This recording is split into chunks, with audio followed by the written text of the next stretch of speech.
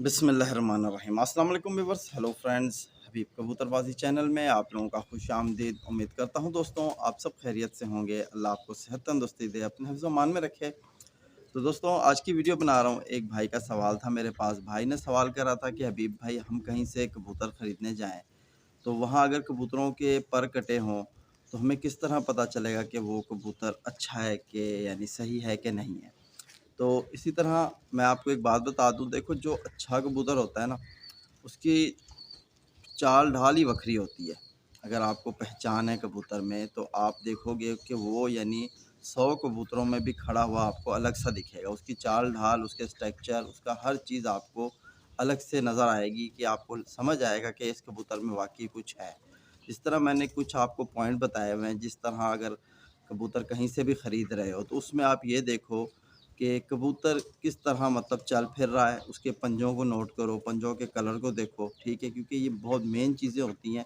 और अपने जो ये कबूतर के पर हैं ये उसने किस तरह समेट के रखे हुए हैं, इनमें आपस में कैंची बन रही है कि नहीं बन रही, यानी कि दोनों साइड के पर यानी इस तरह हो रहे हैं कि नहीं हो रहे, ठीक है, ये आप नोट करो। ये कैंची जिस तरह मैं आपको दिखा रहा हूँ, ठीक है, ये कबूतर के चलते फिरते कबूतर में भी इस तरह की कैंचियाँ वगैरह बनती हैं। और दुम जो है उसकी आप नज़र रखो दुम पे, तो आपको समझ आएगी कि वो सिंगल पत्ते पे पूरी दुम कवर हो रही है कि नहीं हो रही है, ठीक है। ये कुछ निशानियाँ होती हैं। और अच्छे कबूतर के अगर पर आपने देख के पकड़ना है, उसको समझना है कि किस तरह के पर हैं, तो आपने सबसे पहले ये देखना है, जब आप कबूतर पकड़ो हाथ में तो ये जो उसका कुंदा है ना, ये वाला जिसको हम कुंदा कहते हैं, ये वाली जो हड्डी है कबूतर की, ये बहुत बारीक होनी चाहिए। यहाँ आपको मांस नहीं मिलना चाहिए कबूतर, क्योंकि कबूतर के अगर कुंदे मोटे होंगे, भारी होंगे, तो कबूतर जल्दी थकेगा, मतलब अच्छी परवाज़ की तरफ नहीं जा सकेगा और अच्छी परवाज़ नहीं कर सकेगा। तो ये आप देखो, यहाँ मांस नहीं होना चाहिए इस जगह पे, बिल्कुल इस जगह पे आपको बिल्कुल कबूतर का कुंदा इस तरह हड्डियाँ सी महसूस कराए कबूतर, ठीक है। ये आप चीज़ नोट करो कबूतर में। और ठीक इस तरह मैंने आपको पंजों के हवाले से बताया कि पंजे कबूतर के खुश्क और सुर्ख रंग में होने चाहिए, चाहे कोई से रंग में भी हो, उनमें खुश्की सी आपको महसूस कराए कबूतर, ठीक है। ये पॉइंट आप देखो। और कबूतर की अगर आँख है, उसकी आँख में आप उसके रिंग मुकम्मल देखो। कबूतर की आँख में रिंग मुकम्मल होने चाहिए। अगरचे कबूतर की आँख में रिंग मुकम्मल नहीं होंगे तो वो कबूतर भी आपको आगे चल के यानी मज़ा नहीं कराएगा, ठीक है। तो ये चंद पॉइंट होते हैं जिनको नोट करने होते हैं। बिल्कुल आप देखोगे, ये कबूतर मैं लाया था बाहर से, ये मेरे घर का बच्चा नहीं है, ठीक है।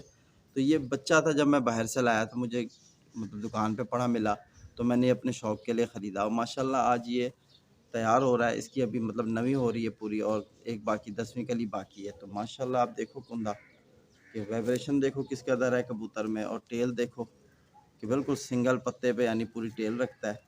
और पंजे देखो कि किस तरह खुश्क पंजे हैं, बिल्कुल हड्डी जोड़ सब कुछ फिट। ये भी यानी कि मैं बाहर से ख़रीद के लाया था बच्चा।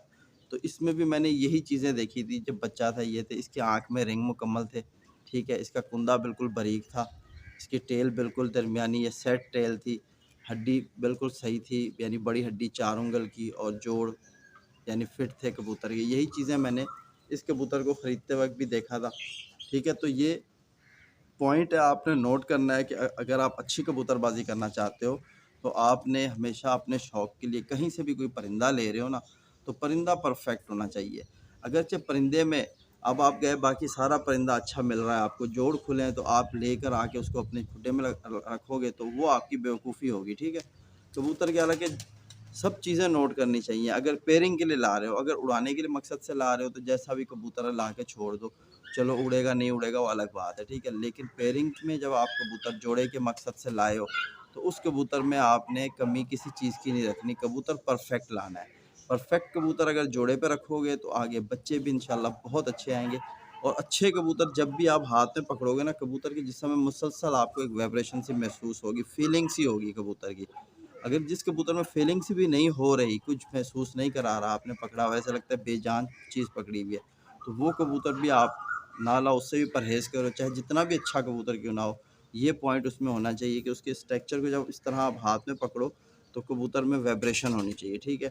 और जिस तरह मैंने आपको बताया कि अगर पर बेशक कबूतर के कटे हुए क्यों ना हो, पर अगर कटे हुए हैं कबूतर के, तो आपने ये चीज़ नोट करनी है परों में मुलायमियत कितनी है और ये कुंदा किस कदर बारीक है, ये चीज़ आपने नोट करनी है। क्योंकि कबूतर के जो पर हैं ये हम बना लेते हैं, यानी इस तरह के, अगर ये जिस तरह मैं ये कबूतर लाया हूँ, ये आप देख सकते हो कि तीर पर का कबूतर है, ठीक है, तीर पर का कबूतर है। तो इसके साथ जिस तरह का पर मैं लगाऊंगा आगे बच्चा उसी तरह का आगे मुझे मिलेगा। तो बात यह है कि मेन जो पॉइंट है कबूतर में, एक तो उसका स्ट्रक्चर, जब आप हाथ में पकड़ो कबूतर पीछे से बिल्कुल बंद और सामने से चौड़ा, और ये कुंदे उसके बिल्कुल बारीक होने चाहिए, जितने बारीक होंगे उतना अच्छा। कश्तीनुमा हड्डी हो, ये ज़रूर देखनी है आपने। जोड़ तंग देखने, आँखों के रिंग मुकम्मल होने चाहिए, दुम पूरी सिंगल पत्ते पे आती हो। ये चीज़ें देखकर आप कबूतर ले आओ, इंशाल्लाह आपको हमेशा आगे फ़ायदा ही होगा। तो उम्मीद करता हूँ कि मेरी आज की वीडियो आप भाइयों को ज़रूर फ़ायदा पहुँचाएगी। तो किस तरह का कबूतर लेना चाहिए, ये मैंने आज, मेरा टॉपिक था तो मैंने कहा आपको बता दूँ। तो मेरे ख़्याल से भाई का नाम मुझे याद नहीं आ रहा, नहीं तो मैं नाम ले लेता। तो इसी तरह और भी भाई हैं, उनके भी सवालात हैं, तो इंशाल्लाह सबके वीडियो आएगी। ठीक है दोस्तों, तो इसी वीडियो के साथ अपने भाई भी को इजाज़त दो। अल्लाह हाफ़िज़।